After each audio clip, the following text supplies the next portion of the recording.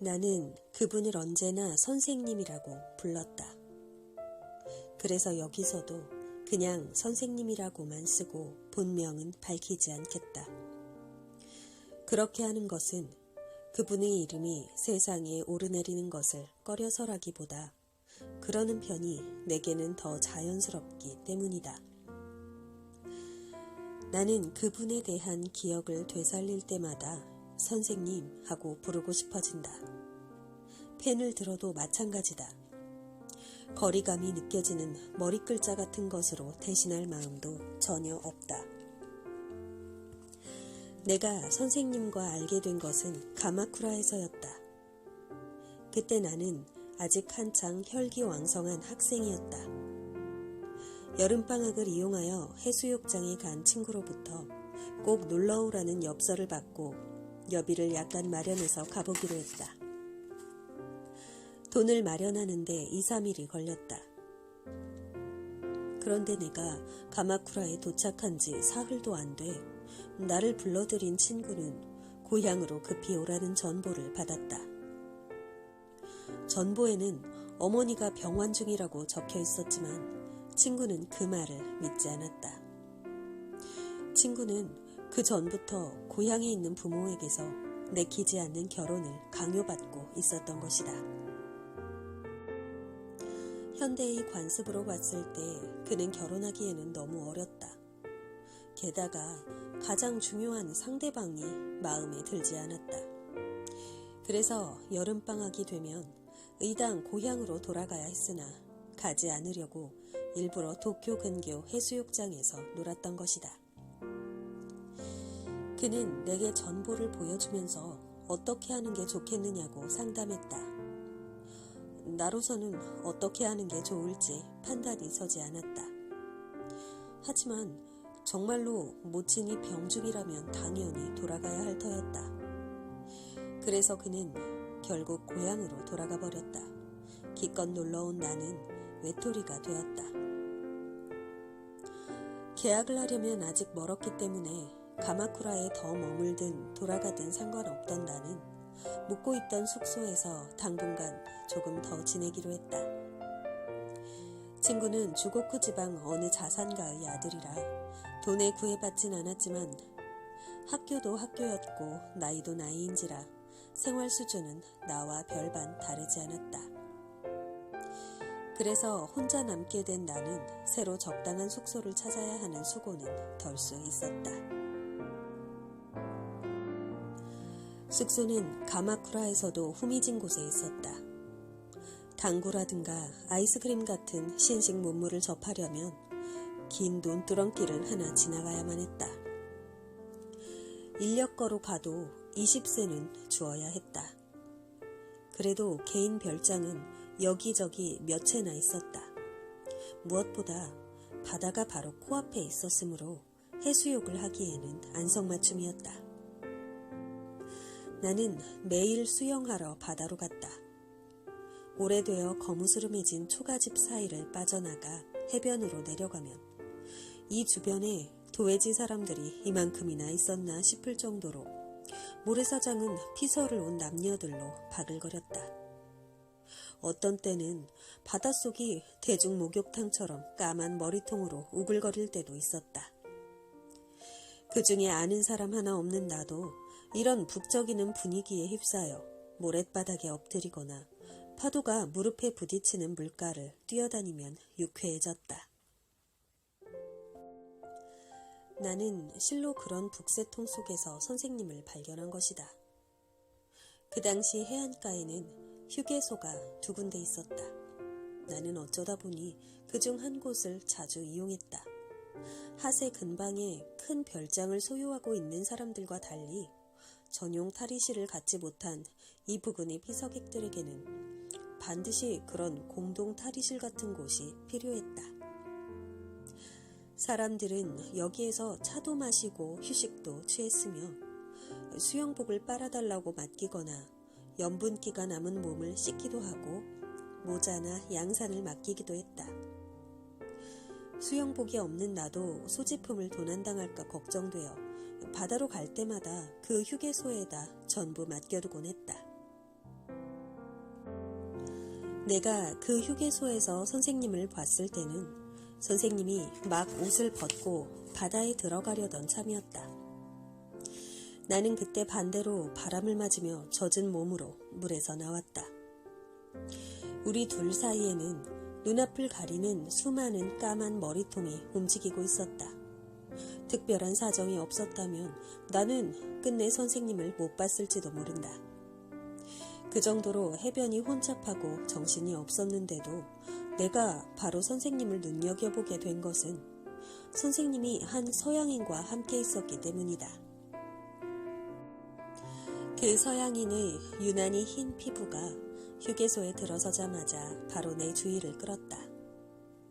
일본 유카타를 입고 있던 그는 접이의자 위에 옷을 벗어 휙 던져놓은 채 팔짱을 끼고 바다를 보며 서 있었다. 그는 우리가 입는 사각 팬티 한 장 외에는 아무것도 몸에 걸치지 않았다. 나는 그 모습이 무엇보다 신기했다. 이틀 전 유이가 해변에 갔을 때 서양인들이 바다에 들어가는 모습을 모래 위에 쭈그리고 앉아 오랫동안 지켜보았다.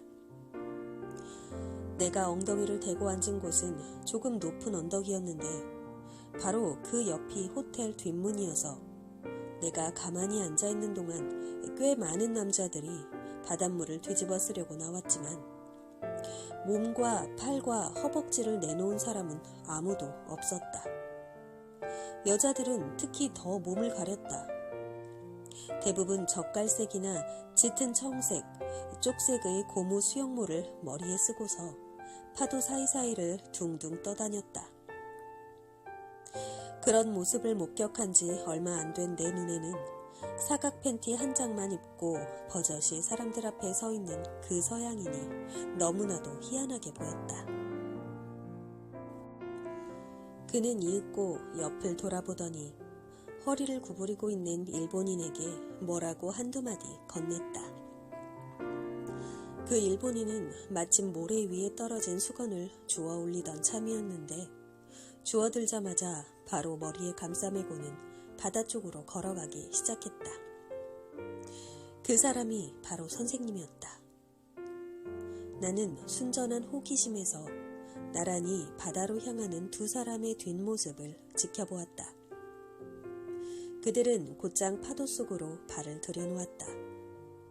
그러고는 모래사장 가까이 수심이 얕은 바다에서 복잡거리는 사람들 사이를 비집고 나가 비교적 넓은 데로 가서 함께 헤엄을 치기 시작했다.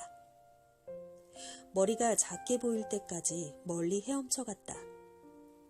그런 다음 방향을 돌려 다시 일직선으로 해안가로 되돌아왔다.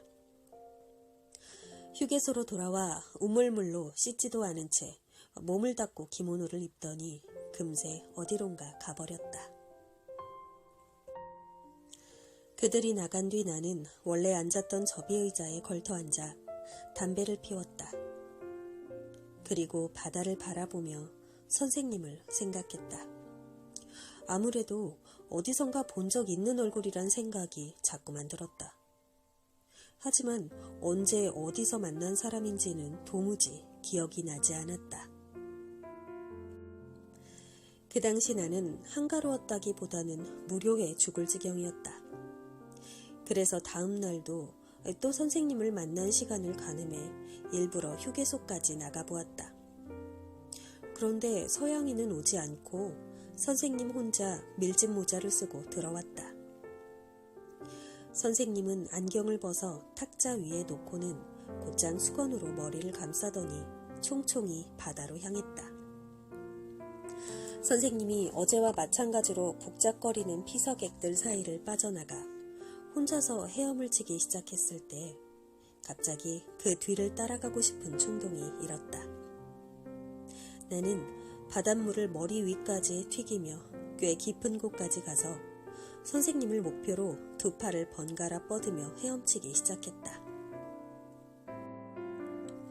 그러자 선생님은 어제와 달리 일종의 포물선을 그리며 엉뚱한 방향에서 해안가로 돌아가기 시작했다. 그래서 결국 내 목적은 달성할 수 없었다. 무트로 나가 물방울이 떨어지는 손을 털며 휴게소로 들어섰지만 선생님은 이미 기모노를 입고는 밖으로 나가고 없었다. 나는 다음 날에도 같은 시각에 해변으로 나가 선생님을 보았다. 그 다음 날도 똑같은 행동을 반복했다. 하지만 우리 두 사람 사이에는 말을 걸 기회나 인사를 나눌 만한 상황이 생기지 않았다. 게다가 선생님의 태도는 오히려 비사교적이었다. 일정한 시간대에 홀연히 왔다가 홀연히 가버렸다. 주위가 아무리 시끌벅적해도 거의 신경 쓰지 않는 눈치였다. 처음에 함께 왔던 서양이는 그 후로 전혀 모습을 보이지 않았다. 선생님은 늘 혼자였다. 어느 날 선생님이 여느 때처럼 바다에서 나와 늘 탈의하는 곳에서 벗어둔 유카타를 입으려는데 어찌된 영문인지 유카타에 모래가 잔뜩 묻어 있었다. 선생님은 모래를 털어내려고 등을 돌려 유카타를 훌훌 털었다. 그러자 유카타 밑에 두었던 안경이 접이의자의 판 틈새로 떨어졌다. 선생님은 흰 가스리에 해코우비를 메고 나서야 안경이 없어진 걸 알아차린 듯 갑자기 그 주변을 두리번거리기 시작했다. 나는 얼른 의자 밑으로 머리와 손을 넣어 안경을 꺼냈다. 선생님은 고맙다고 말하며 안경을 받았다.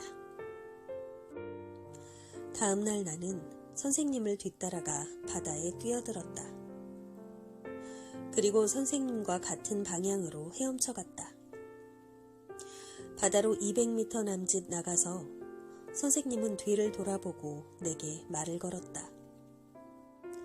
넓고 푸른 바다 위에 떠있는 사람이라곤 그 부근에는 우리 두 사람밖에 없었다. 그리고 자결하는 햇살이 물과 산들을 두루두루 비추고 있었다.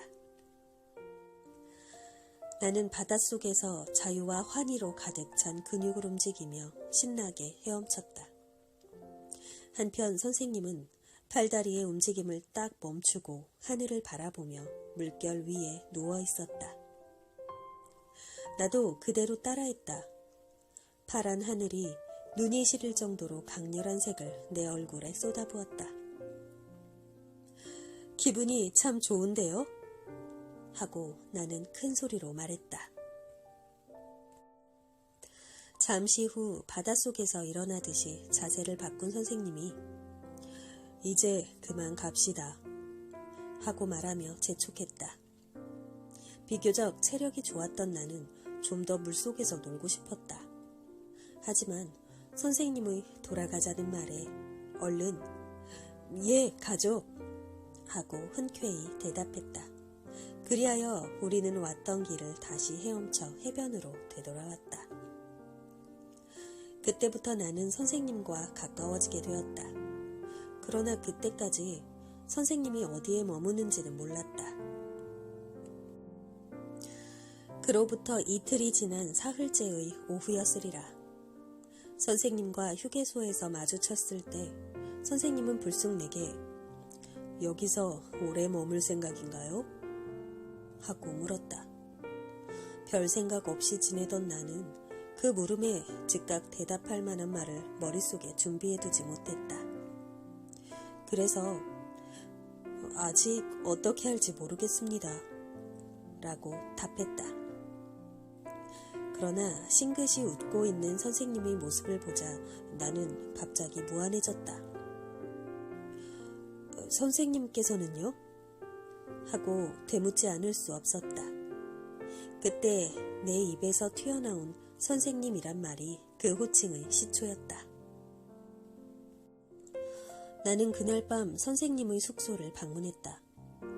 숙소라고 해도 일반 여관과 달리 넓은 절의 경내에 있는 별장 같은 건물이었다.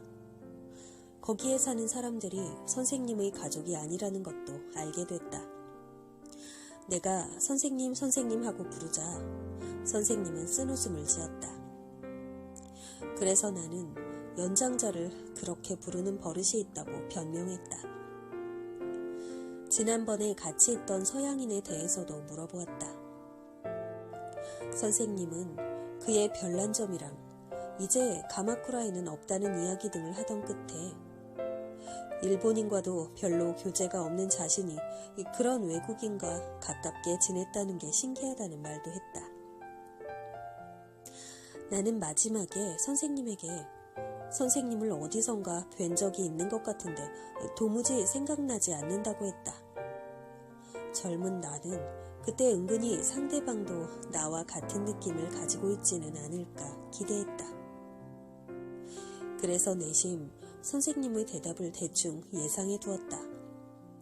그런데 선생님은 잠시 생각에 잠겼다가 아무리 생각해봐도 본 기억이 없는데 다른 사람과 착각한 게 아닐까요?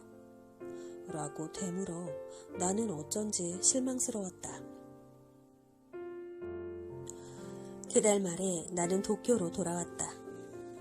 선생님은 그보다 훨씬 전에 피서지에서 떠났다. 선생님과 헤어질 때 댁으로 가끔 찾아뵈도 되겠습니까? 하고 물었다. 선생님은 간단하게 네, 그러세요 라고만 대답했다. 그때의 나는 선생님과 꽤나 친해졌다 여겼기 때문에 선생님에게서 좀 더 다정한 대답을 기대하고 있었다. 그래서 그 서운한 대답이 내 자신감에 상처를 주었다. 그런 일로 선생님은 종종 내게 실망감을 안겨주었다. 선생님은 그런 내 감정을 알고 있는 듯도 했고 전혀 모르는 듯도 했다. 나는 종종 조금씩 실망하면서도 그것 때문에 선생님으로부터 멀어지고 싶은 생각은 없었다. 오히려 그와는 반대로 멀어질 것 같은 불안감이 생길 때마다 더 다가가려고 했다. 좀 더 다가가다 보면 내가 기대하는 어떤 것이 언젠가 눈앞에 만족스럽게 나타나 줄 거라고 여겼다. 나는 젊었다. 하지만 누구에게든 젊은 피가 이처럼 순수하게 요동칠 거라고는 생각지 않았다. 왜 선생님한테만 유독 그런 마음이 드는지는 나도 몰랐다. 그걸 선생님이 이 세상을 떠나고 난 지금에야 비로소 알게 되었다. 선생님은 처음부터 나를 싫어했던 게 아니었다.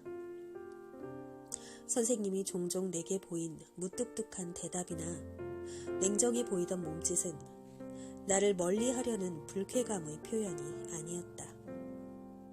가엾은 선생님은 자기한테 다가오려는 사람에게 다가올 만한 가치가 없는 인간이니 그러지 말라는 경고를 했던 것이다. 다른 사람의 마음을 받아들이지 않던 선생님은 남을 경멸하기 전에 먼저 자신을 경멸했던 것 같다. 나는 물론 선생님 집을 찾아가겠다 마음먹고 도쿄로 돌아왔다. 돌아와서 수업이 시작되기까지는 아직 2주일이나 남아있었으므로 개학 전에 한번 가볼 생각이었다. 그러나 돌아온 지 이틀 사흘이 지나면서 가마쿠라에서 먹었던 마음은 점점 희미해져 갔다. 게다가 거기에 더해 다채로운 대도시의 공기가 되살아나는 기억에 동반되는 강렬한 자극과 함께 내 마음을 짙게 물들어갔다. 나는 거리에서 학생들의 얼굴을 볼 때마다 새 학년을 맞이하는 희망과 긴장감을 느꼈다. 잠시 선생님을 잊고 지냈다.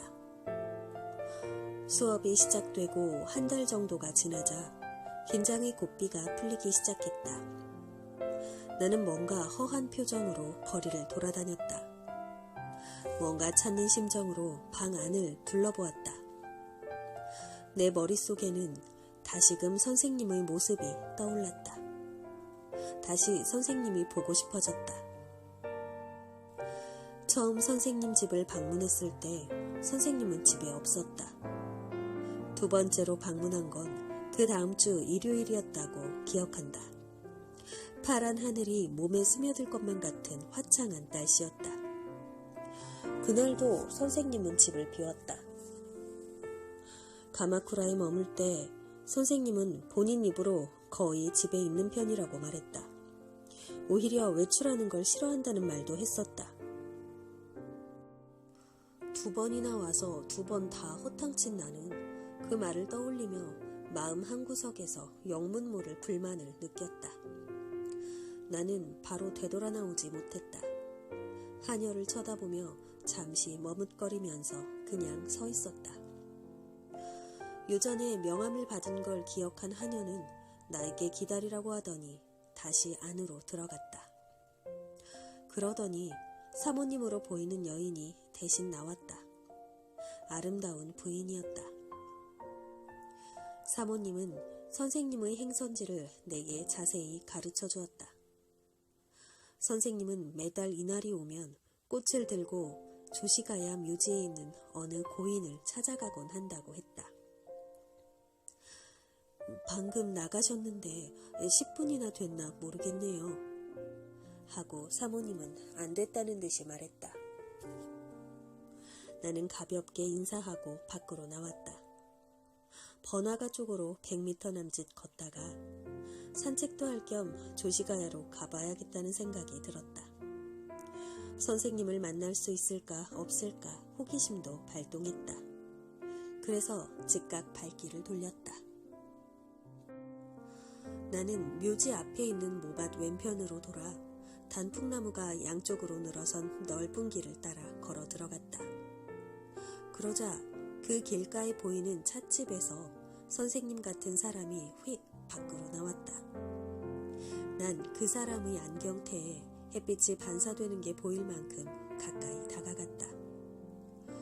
그러고는 불쑥 선생님! 하고 큰 소리로 불렀다.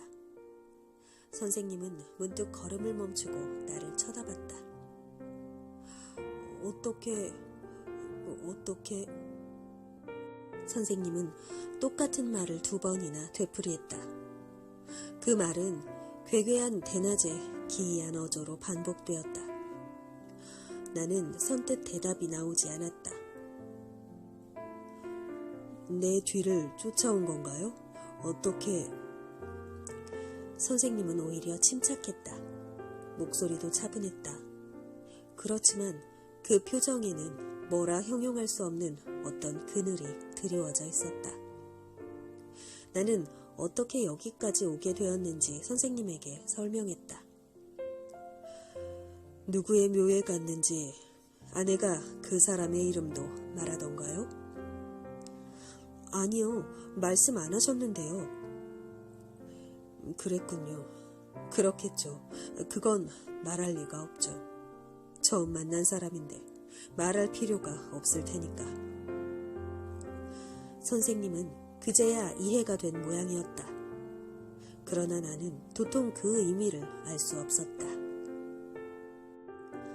선생님과 나는 큰 길로 나가기 위해 묘와 묘 사이를 걸었다. 이사벨라 아무개의 묘니 하느님의 종 로긴의 묘니 하는 묘표 옆에 일체 중생 시료 불성이라고 쓰인 소토바가 세워져 있었다. 특명정권공사 아무개의 묘도 있었다. 나는 안득열이라고 새겨진 작은 묘 앞에서 이건 어떻게 읽는 걸까요? 하고 선생님에게 물었다.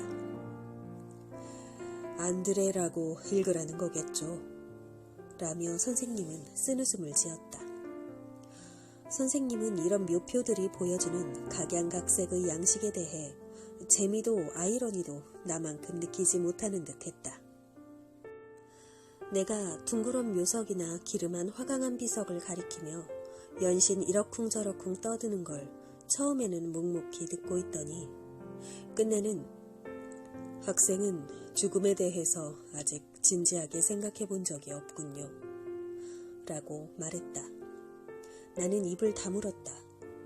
선생님도 더 이상 아무 말도 하지 않았다. 묘지의 끝 지점에 커다란 은행 한 그루가 하늘을 가리며 서 있었다.